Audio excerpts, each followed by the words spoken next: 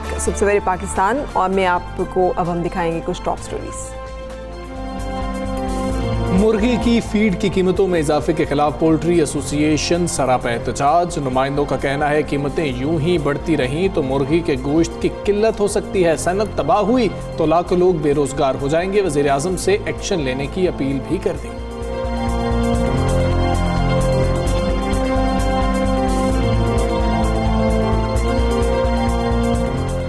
वज़ीर आला बलोचिस्तान की क्रिकेट लेजेंड से खेल के फ़रोग़ में मुआवनत की अपील। जाम कमाल का शाहिद आफरीदी, शुएब अख्तर, वसीम अकरम और इंज़मामुल हक से राबता।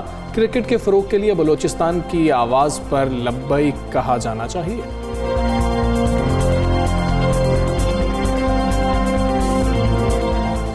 जी तो टॉप स्टोरीज आपने जानी। अभी सबसे पहले बात करेंगे पोल्ट्री सेक्टर को बहरान से निकालने के लिए पाकिस्तान पोल्ट्री एसोसिएशन ने हुकूमत से अपील की है कि पोल्ट्री फीड की कीमत में कमी की जाए। अभी पिछले दिनों हम अपीलें कर रहे थे कि पोल्ट्री की कीमत में कमी की जाए, लेकिन अब पोल्ट्री फीड की जो कीमत है वो बढ़ गई है। एसोसिएशन का कहना है कि फीड माफिया पोल्ट्री की सनत को तबाह करने के दर पे है।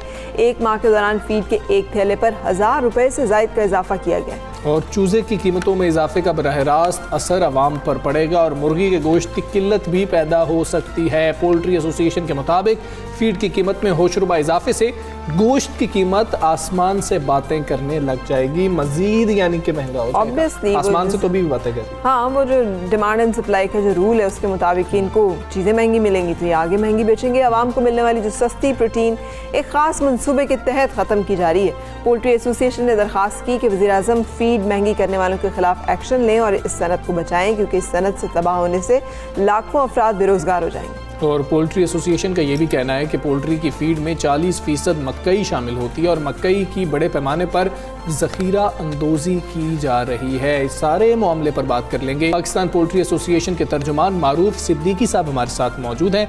मारूफ सिद्दीकी साहब, अस्सलामु अलैकुम, गुड मॉर्निंग। सर, ये फरमाइएगा कि एसोसिएशन तो ये कह रही है कि पोल्ट्री फीड की कीमतों में इजाफे के पीछे एक माफिया काम कर रहा है, ज़ख़ीरा अंदोज़ी की जा रही है। सर, इसके कुछ हक़ाइक़ हैं जो दिए भी जा रहे हैं? अगर वज़ीर आज़म साहब बात करें तो उनसे कुछ बात करने के लिए हक़ाइक़ भी मौजूद हैं। मोहतरम, बहुत शुक्रिया। आपने ये कहा कि पोल्ट्री एसोसिएशन, बहुत सारी यहाँ पे पोल्ट्री एसोसिएशन बनी हुई है। पाकिस्तान पोल्ट्री एसोसिएशन के हवाले से मैं बात करूंगा। हो ये रहा है कि कोई ज़ख़ीरा अंदोज़ी नहीं है, लेकिन बाकी कीमतें जो है ना, मकई की कीमत जो है वो 900 रुपये से लेके 1800 और 1900 रुपये पर मन के हिसाब से हो गई है, जो बेनता हुई है। फीड की कीमतों में इजाफा हुआ है। फीड की कीमतों में इजाफा होने की वाहिद वजह यह है कि इस वक्त हमारे पास ग्रेन्स की बहुत ज्यादा शॉर्टेज है। सारा का सारा जो सोयाबीन है वो भी बाहर से आता है और इस वक्त अगर हम देखें, अगर हमें गवर्नमेंट इजाजत देगी कि मक्की को बाहर से इंपोर्ट कर लिया जाए तो मैं समझता हूँ किसी हद तक बेहतर होगा। ये बिल्कुल सही है कि पिछले एक साल के अंदर अंदर जो इजाफा हुआ है वो तकरीबन 1000 रुपए से ऊपर का फीड की बोरी पे इजाफा हुआ है, जिसकी वजह से कॉस्ट ऑफ प्रोडक्शन बेइंतहा बढ़ गई है। लेकिन हम ये अवाम के ऊपर मुंतकिल नहीं कर सकते, क्योंकि ये फिर वही बात आती है कि डिमांड और सप्लाई का आएगा। अगर डिमांड होगी और सप्लाई पीछे कम होगी तो मुर्गी का रेट बेहतर हो जाएगा, और सप्लाई ज्यादा होगी, डिमांड कम होगी तो जिस तरह आज भी इसी तरह हुआ कि कल मुर्गी का रेट कुछ और था, आज मुर्गी का रेट 10 से 12 रुपए कम हो गया। इसी तरीके से चूजे के बाद रेट है, कल चूजे का रेट कुछ और था और शाम के टाइम जो है ना वो चूजा मुख्तलिफ रेटों के ऊपर बिका है। ठीक है। अच्छा, ये भी बता दीजिएगा, जो कहा जा रहा है कि कोई ख़ास कोई तबाह करने के दर पे है इस पूरी इंडस्ट्री को और इसको जानबूझ के नुकसान जो है पहुंचाया जा रहा है, वो कौन लोग हैं जो इसको तबाह करना चाहते हैं? उनके क्या मफादात हैं और क्यों तबाह करना चाहेगा कोई पोल्ट्री इंडस्ट्री को या इससे वाबस्ता लोगों को? मेरे ख्याल में बहरहाल बहुत सारे लोग हैं, बहुत सारी बातें करते हैं, क्योंकि हमारे यहाँ कोई प्लानिंग नहीं है। हमारे यहाँ ये नहीं पता कि हमें मकई कितनी चाहिए होगी, उसकी कितनी प्रोडक्शन होनी चाहिए। जैसा कि आपने गंदुम में भी यही देखा था और अब भी यही हो रहा है कि हमारे यहाँ इस वक्त जो है 40% जो है ना वो मकई जो है वो फीड के अंदर शामिल की जाती है। और इस वक्त हमारे पास सबसे ज्यादा जो कंजम्पशन है वो मकई की है। मकई की क्रॉप कम हुई है और उसकी वजह से जो है वो ये फीड की कीमतों में, मकई की कीमतों में बेइंतहा इजाफा हुआ है। बिल्कुल ठीक है। सिद्दीकी साहब, ये फरमा दीजिएगा कि ये खदशा जाहिर किया जा रहा है कि अगर फीड की कीमतें कम ना हुई तो आने वाले दिनों में ये मज़ीद मुर्गी जो है महंगी हो सकती है, गोश्त इसका महंगा हो सकता है। अगर वाकई महंगा हो सकता है तो कहाँ तक कीमत जा सकती है, आप क्या देख रहे हैं? नहीं, मैं इसको इस तरीके से लूंगा। मैं कहूंगा कि अगर डिमांड नहीं होगी तो मुर्गी की कीमत कभी भी ऊपर नहीं जाती है। हम कभी भी मुंतकिल अवाम के ऊपर नहीं कर सकते। मुर्गी बिकती है, मुर्गी की सेल हो रही होती है तो रेट बेहतर हो जाता है, अगर नहीं हो रही होती तो रेट तेजी के साथ नीचे आ जाता है। बिल्कुल सही। अच्छा मारूफ साहब, ये भी फरमाइएगा, एक होती है अलाइड इंडस्ट्री, जो एक आपकी मेन इंडस्ट्री है पोल्ट्री, लेकिन आपको मालूम है कि उसके साथ अब आपको मकई चाहिए है, आपको सोयाबीन चाहिए है, तो अलाइड इंडस्ट्रीज़ के साथ क्यों नहीं आप लेज़ॉन करते कि उनके किसान बेचारा इसलिए नहीं मकई लगाता या वो काश्त करता क्योंकि उसको वहाँ से मिलता कुछ नहीं है, उसकी वो वहाँ पे उस कॉस्ट ऑफ प्रोडक्शन जो है वो भी पूरी नहीं होती। तो इस तरह से मिल के क्यों नहीं आप लोग काम करते कि जो आपके सप्लायर्स हैं वो भी सिक्योर रहें, आप भी सिक्योर रहें और आगे जो कंज्यूमर है उसको भी इसका नुकसान ना पहुँचे? बहुत शुक्रिया जी, बहुत अच्छी बात कही है आपने। बिल्कुल इसके ऊपर काम हो रहेगा कि हम जो मकई का काश्तकार है उसके साथ हम मीटिंग्स कर रहेंगे और हम चाह रहे हैं कि हमारे पास कभी भी इस चीज़ की शॉर्टेज ना हो। बिल्कुल ठीक है। मारूफ सिद्दीकी साहब, बहुत शुक्रिया आपका। तर्जुमान पाकिस्तान पोल्ट्री एसोसिएशन हमारे साथ मौजूद थे और उन्होंने ये कहा कि डिमांड एंड सप्लाई का ही मामला है, इससे फीड से कोई खास फर्क नहीं पड़ने वाला। लेकिन हम साथ देखें, घूम के सारी बात जो किसानों पे आती है। अगर भारत में किसान जो है वो सरापा एहतजाज है तो उसकी वजह, और पूरी दुनिया में अगर जस्टिन ट्रूडो भी इस पे बात करते हैं ना, तो उसकी वजह है कि वो रियलाइज़ करते हैं कि जो ग्रोअर है उसी ने उगाना है, तो सारी इंडस्ट्री उसी से कपास बननी है, उसी से टेक्सटाइल इंडस्ट्री चलनी है, उसी से मकई बननी है, उसी से पोल्ट्री इंडस्ट्री चलनी है, उसी से लाइफ स्टॉक चलना है, उसी से हमारे गंदम, गेहूँ, ये सारी चीज़ें जो है वो आनी। लेकिन किसान जब ये सोच रहा होता है ना फराग कि मैं इतनी मेहनत करूँगा, इतना मैं खर्चा कर रहा हूँगा, इतनी देर मैं इंतज़ार करूँगा, बच्चों की तरह मैं अपनी फसलों को पालूंगा और एंड पे मुझे क्या मिलेगा? कुछ भी नहीं। और बाहर से जब वही चीज़ें मंगवाई जाएंगी तो वो मुझसे डबल पैसा बाहर के किसान को दे दिया जाएगा, तो वो बहुत ज़्यादा डिसहार्ट हो जाता है। और कई अगर आपकी किसानों से बात हो, ज़मींदारों से बात हो जो ये काश्त कर रहे हैं, मुख्तलिफ जो है अजनास हैं, उनसे आपकी बात हो तो वो इतने डिसहार्ट हो चुके हैं, वो कहते हैं हमें तो कुछ मिलता ही नहीं है। अनयूजुअली इस दफ़ा मैंने जब अपने पंजाब की तरफ ट्रैवल किया तो मुझे नज़र आया कि बहुत सारी जगहों पे वापस लोग गुड़ बना रहे हैं, विच वॉज न्यू थिंग। काफ़ी अरसे से लोग ये नहीं कर रहे थे। सो ये एक चीज़ें जो है हमें इनके बारे में सोचना और गौर करना पड़ेगा। अच्छा, अब कुछ अच्छी खबरें आपके साथ शेयर करें कि 3 पाकिस्तानी स्टार्टअप्स ने मुख्तलिफ कैटेगरीज में Shell livewire top 10 innovators award जीत लिया। और ये एजाज़ पाकिस्तान के नौजवान कारोबारी हजरात के लिए बाइस फ़ख्र है, पूरे पाकिस्तान के लिए बाइस फ़ख्र है। मुकाबलों में दुनिया भर के स्टार्टअप्स को इनोवेशन की बुनियाद पर जांचने के बाद इनामात से नवाजा जाता है। और इस सिलसिले में Pakistani startups Edmund robotics Pakistan को आउटस्टैंडिंग अचीवमेंट अवार्ड से नवाजा गया। इस स्टार्टअप का मकसद मुकामी स्कूलों को अपने निसाब में रोबोटिक इंजीनियरिंग को शामिल करने में मदद करना है। इस स्टार्टअप के बानी और CEO मोहम्मद नबील के मुताबिक आलमी सतह पर हमारा आइडिया और स्टार्टअप को तस्लीम करने से हमें मजीद काम करने की तरगीब मिली है। बिल्कुल ऐसे ही। और कोविड-19 ने उन्होंने मजीद कहा कि हम सबको मुतासर किया है, लेकिन हम में से कुछ लोग इस वबाई अमराज में लोगों की मदद के लिए ज़्यादा से ज़्यादा मौके हासिल कर रहे हैं और कुछ नया तैयार करने में कामयाब भी रहे हैं। नबील इस वक्त जो है एडमन रोबोटिक पाकिस्तान के जो CEO हैं वो हमारे साथ मौजूद हैं। अस्सलामु अलैकुम, गुड मॉर्निंग। पहले तो आसान अल्फाज में हमें भी समझा दें, नाजरीन को भी समझा दें कि रोबोटिक इंजीनियरिंग क्या चीज़ है। अस्सलाम वालेकुम, गुड मॉर्निंग, कैसे हैं आप लोग? रोबोटिक इंजीनियरिंग आसान वर्ड्स में अगर मैं समझाऊं आपको कि जो हम स्कूल्स में नॉर्मली बच्चे आपके रिमोट कंट्रोल कार से खेल रहे होते हैं ना, हर बच्चा खेलता है, तो रिमोट कंट्रोल कार बनती कैसे, इसको आप रोबोटिक इंजीनियरिंग कह सकते हैं। इट्स अ सिंपल वर्ड्स, ठीक है? क्योंकि आइडिया यही है कि बच्चों को, जो बच्चे टॉयज से खेल रहे होते हैं, तो किस तरह से बच्चों को वो टॉय बनाना सिखाया जा सके। तो that is what we are trying to do. उससे फ़ायदा ये है कि बच्चे जो स्किल्स हैं, जिस तरह से कोडिंग है, इलेक्ट्रॉनिक्स है, ये स्कूल में ही सीख जाते हैं। बहुत अच्छी बात है। फिर कुछ लोग कहेंगे लेकिन मैं तुर्की की मद्दाह जो हूँ वो बहुत सारी और चीज़ों पे हूँ, जहाँ पे बात करते हैं हम ड्रोन्स की, जैसे ड्रोन टेक्नोलॉजी उनकी जो है वो दुनिया में सबसे बेहतरीन, और मेरा ख्याल है वो भी आर्टिफिशियल इंटेलिजेंस और रोबोटिक इंजीनियरिंग और इसी से जुड़ी हुई एक चीज़ है। सो ये चीज़ें जैसे उन्होंने दुनिया को चौंका दिया है कि ये पूरा आर्मीनिया और आज़रबाईजान की जो जंग है इसमें मेन और मेजर रोल जो प्ले किया है वो तुर्की के उन ड्रोन्स ने किया है, जो कि मिसाइल ले जाने की और वहाँ से प्रिसीजन टारगेटिंग की सलाहियत रखते थे। तो ये जो तालीम आप बात कर रहे हैं, ये हम इस लेवल पे ला सकेंगे अपने मुल्क को? और हमारे पास रिसोर्सेज हैं, हमारे पास ऐसे टीचर्स हैं, हमारे पास स्कूल में तो लाइब्रेरी में किताब नहीं मिलती, तो ये सब साइंस लेबॉरेटरी में जाएँ तो वहाँ पर हमें एक वो फनल नहीं मिलता है सही तरह से, तो यहाँ पर ये सब चीज़ें कैसे मिलेंगी? ओके, आपने काफ़ी अच्छा इस चीज़ को सम अप किया। देखें, पाकिस्तान का जो अगर हम निसाब देखते हैं ना, अभी भी सिंगल नेशनल करिकुलम की बात हो रही है, तो जितनी भी दुनिया ने तरक्की की है वो इसी वजह से की है कि उनके निसाब को वक्त के साथ साथ चेंज किया गया है। लेकिन हम पाकिस्तान के अगर निसाब की बात करें तो उसको वक्त के हिसाब से चेंज नहीं किया गया। तो लेकिन हमारी कंपनी का मकसद ही ये है कि वो चीज़ें निसाब में लेके आई जाएँ जो कि पूरी दुनिया में यूज़ हो रही हैं। जैसे बच्चों को, क्योंकि आप देखें ड्रोन बहुत पुरानी टेक्नोलॉजी हो गई, लेकिन पाकिस्तान में बच्चों को नहीं पता है कैसे यूज़ होनी है। आर्टिफिशियल इंटेलिजेंस बहुत सारी दुनिया में ये निसाब का हिस्सा बन गया है, लेकिन पाकिस्तान में निसाब का हिस्सा नहीं बना। और ये चीज़ें अभी हमने स्टार्ट किए हुए भी 2016 में हमने स्टार्ट किया था, तो बहुत सारे स्कूल का निसाब का हिस्सा ऑलरेडी बन चुकी है। ऑब्वियसली मुश्किल काम है क्योंकि अवेयरनेस नहीं है लोगों को, स्कूल्स को अवेयरनेस नहीं है, तो इट विल टेक टाइम, लेकिन लोगों का माइंडसेट चेंज हो रहा है। और अगर हम कोविड-19 में देखें तो ऑल्दो कि ऑब्वियसली इसके बहुत ज़्यादा वर्स इफ़ेक्ट भी हुए हैं पाकिस्तान में, पूरी दुनिया में, लेकिन अगर आप इसका एक पॉजिटिव साइड देखें तो ये देखें कि पूरे स्कूल जितनी भी दुनिया पाकिस्तान में हैं वो सब टेक्नोलॉजी को अडॉप्ट करना शुरू कर दिया है। इससे पहले देखें हम सिर्फ मोबाइल फ़ोन को इस तरह से देखते थे कि मोबाइल फ़ोन एक खेलने के लिए यूज़ होता है या सिर्फ वीडियो देखने के लिए, लेकिन अब लोगों का माइंडसेट चेंज हो रहा है कि मोबाइल फ़ोन या लैपटॉप, बच्चे ये सोच रहे हैं कि हाँ इसको पढ़ाई के लिए भी यूज़ किया जा सकता है।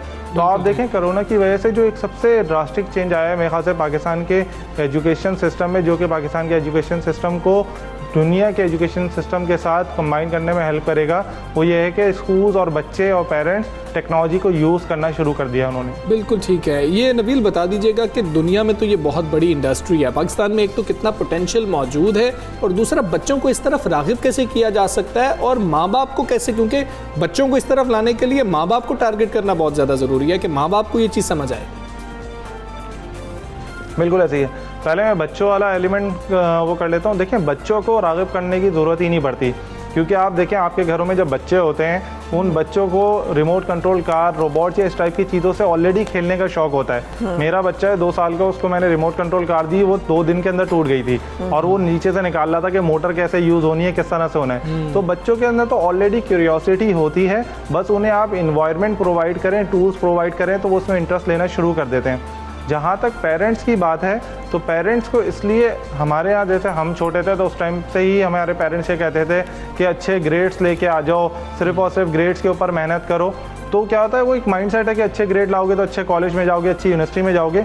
इस माइंडसेट को चेंज करना ज़रूरी है। मैं ये नहीं कह रहा कि ग्रेड्स अच्छे नहीं होने चाहिए, व्हाट आई एम सेइंग कि ग्रेड्स के साथ साथ बच्चों को स्किल सिखाने की ज़रूरत है, क्योंकि आप देखें दुनिया में बहुत सारी ऐसी मिसालें मिल जाएंगी जिसमें स्कूल के बच्चे जो कि मैट्रिक क्लास में हैं, 8th क्लास में हैं, वो ऑनलाइन अर्निंग करना शुरू कर दिया और काफ़ी ज़्यादा अर्निंग कर रहे हैं, जो कि एक पाकिस्तान में अच्छा प्रोफेशनल बंदा भी अर्न नहीं कर सकता। तो आप अगर इसके ये वाले पॉजिटिव साइड देखें टेक्नोलॉजी को सिखाने के बच्चे को, तो पाकिस्तान के पेरेंट्स को अच्छी तरह से सिखाया जा सकता है और गवर्नमेंट भी इस चीज़ के ऊपर बहुत ज़्यादा इनिशिएटिव ले रही है कि किस तरह से रोबोटिक्स या स्टेम एजुकेशन जिसे नॉर्मली कहा जाता है उसको किस तरह से स्कूल के निसाब का पार्ट बनाया जा सके। बिल्कुल सही। और दूसरा, उसको इंटरनेशनली एक्नॉलेज कराना। हमारी तो क्रेडिट आवर्स नहीं पूरे होते हैं, हमारी तो डिग्रीज हैं, उनकी वैल्यूएशंस नहीं उस तरह से हो पाती। सो अगर हम, जैसे आपने ये इनिशिएटिव लिया, आपको एक स्टैंडिंग मिली है उसमें पूरी दुनिया में, तो अगर कोई बच्चे आपसे एफिलिएट करना चाहें, कोई सर्टिफिकेशन लेना चाहें जो कि फिर उनको इन टर्म्स ऑफ के आगे यूनिवर्सिटी एडमिशन में हेल्प करे, अगर वो जाना चाहें इन फील्ड्स में, सपोज नासा में हम जा नहीं सकते लेकिन नासा में जाना चाहें, तो वहाँ पर हम कैसे इन चीज़ों को यूज़ कर सकते हैं, उसके बारे में गाइड कीजिएगा कि जो वालिदैन के पास ये सहूलतें मैसर नहीं, जिन बच्चों के पास, वो कैसे इस टेक्नोलॉजी और इस एरा में दाखिल हो सकते हैं। देखिए, नासा, स्टैनफोर्ड, हार्वर्ड, सब जगह पाकिस्तानी बच्चे जा सकते हैं। बहुत सारा पाकिस्तानी बच्चे ऑलरेडी गए हुए हैं। मेन चीज़ ये है, जिस तरह से अगर बच्चों ने ये चीज़ें सीखनी है तो हमारा प्लेटफॉर्म है एडवॉन के नाम से, EDVON। गूगल पे आप लिखेंगे तो वहाँ पे आपको हमारी वेबसाइट मिल जाएगी, वहाँ पे जाके आप बहुत सारे कोर्सेज देख सकते हैं। दूसरी चीज़, जिस तरह से शेल का एक प्रोग्राम था जिसमें ग्लोबली पाकिस्तान के 3 स्टार्टअप, जिसमें हम भी शामिल थे, इसके अलावा 2 और स्टार्टअप थे, जिसमें एक एग्रीटेक के नाम से था और एक इवेंट के नाम से था।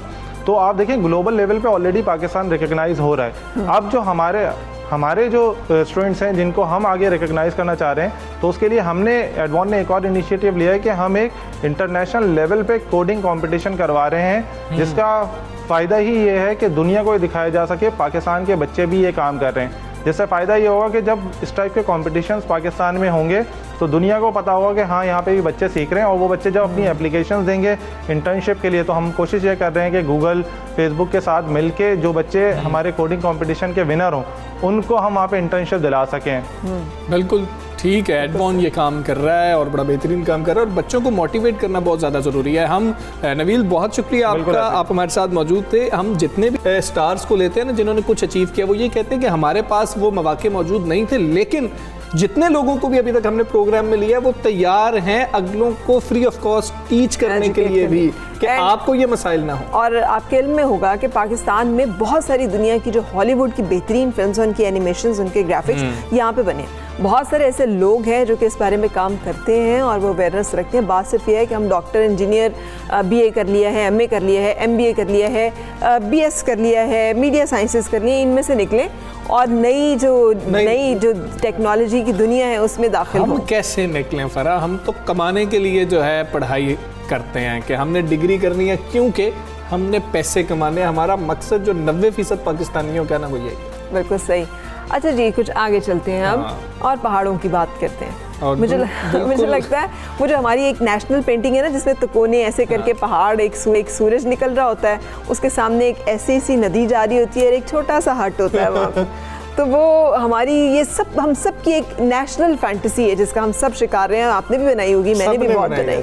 तो आज पाकिस्तान में पहाड़ों का आलमी दिन मनाया जा रहा है। पूरी दुनिया में ये मनाया जा रहा है, और ये दिन मनाने का मकसद पहाड़ों के कुदरती हुस्न को बरकरार रखने के लिए शहरियों में शऊर उजागर करना है। आपको मालूम है माउंट एवरेस्ट की दोबारा से मेजरमेंट की गई, भी ये पहाड़ों का दिन है। चूंकि तो मैं वो डिस्कस आपसे कर लूँ कि काठमांडू में नेपाल और चाइना के दरमियान इख्तलाफ था कि इसकी ऊंचाई जो है वो कितनी है। चाइना का कहना था कि इसकी जो पथरीली एरिया है सिर्फ उसे गिना जाए, और नेपाल का कहना था नहीं, जो ऊपर बर्फ की टॉप है उसको भी गिना जाए। अब इत्तफाक राय हो गया और उसकी एक जो है ना नई मेजरमेंट का मुत्तफिका ऐलान कर दिया गया कि इसकी फाइनली ऊंचाई जो है वो कितनी है। सो इतनी चीज़ें भी लोगों के लिए इंपॉर्टेंट होती हैं, और अल्लाह ताला ने हमें, जैसे भी हम देख रहे थे कि इतने खूबसूरत चोटियाँ, पहाड़ अता किए हैं, और हम सब की नेशनल फैंटेसी भी है जब भी इन इलाकों में जाएं तो इसकी खूबसूरती का बहुत ख्याल रखें, उसको तबाह ना करें। अगर हम उसे इम्प्रूव नहीं कर सकते, कोई पौधा लगाएं, कोई अपने हिस्से का अच्छा काम कर रहे हैं, अगर वो नहीं कर सकते तो कम से कम वहाँ गंद ना मचा के आए, वहाँ पे गंद ना फेंक के आए। तो आगे बढ़ते हैं, कुछ खाने पीने की फरा बात कर लेते हैं। सर्द मौसम है, गर्मा गर्म चटखारेदार चपली कबाब खाने का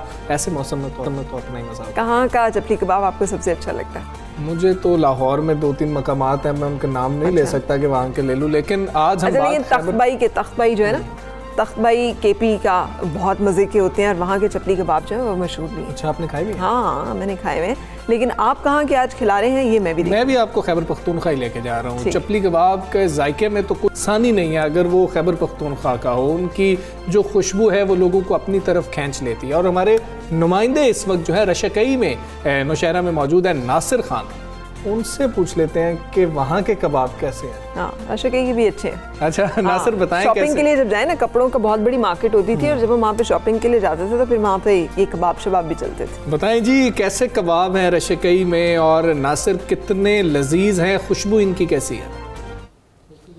जी, खैबर पख्तूनख्वा के लजीज़ खानों की अगर बात की जाए तो उसमें चपली कबाब जो है वो सर फहरिस्त है, और नौशहरा के इलाके रशकई का कबाब जो है पूरे खैबर पख्तूनख्वा में काफ़ी पसंद किया जाता है, और सर्दियों की शिद्दत में इजाफा हो जाता है तो यहाँ पर रश भी काफ़ी ज़्यादा बढ़ जाता है, और इसके कबाब के मांग में भी मज़ीद इजाफा हो जाता है। इस कबाब में क्या ऐसी खुसूसियात है, ये इनसे जानते हैं जो ये कबाब तैयार करते हैं। वो इस वक्त मेरे साथ मौजूद है। एक बेंस हम रोज़ाना की बुनियाद पर ज़बह करते और ख़ुद कीमा बनाते।